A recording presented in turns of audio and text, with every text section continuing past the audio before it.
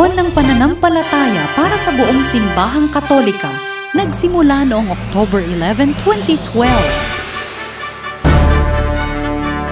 October 11, 2012 marks the 50th anniversary of the opening of Vatican II and also the 20th anniversary of the promulgation of one of the fruits of Vatican II, namely the Catechism of the Catholic Church, 1992. Taon ng pananampalataya sa tema na Tanging kay Hesukristo, manalig, sumampalataya.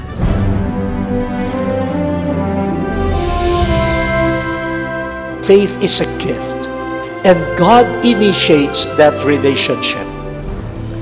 God opens the door, porta fidei. God opens the door to faith for us to enter. Taon ng pananampalataya, magtatapos sa November 24, 2013.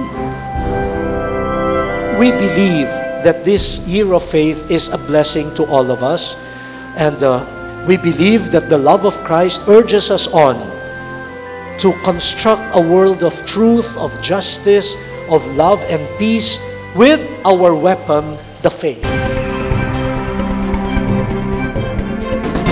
At sa lokal na simbahan ng buong Pilipinas, ito'y simula ng paghahanda para sa isang makasaysayang pagdiriwang ng pananampalataya.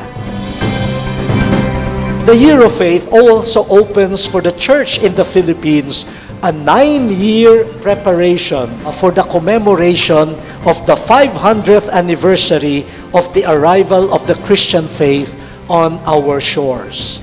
1521, when the faith arrived on our shores. 500 years, 2021. So we now have a 9-year preparatory period. Each year will focus on a pastoral priority. And because it is the Year of Faith, the first focus for the Year of Faith, integral faith formation and development. Halina, makiisa sa madiwang taon ng pananampalataya at tanging kay Hesukristo manalig, sumampalataya.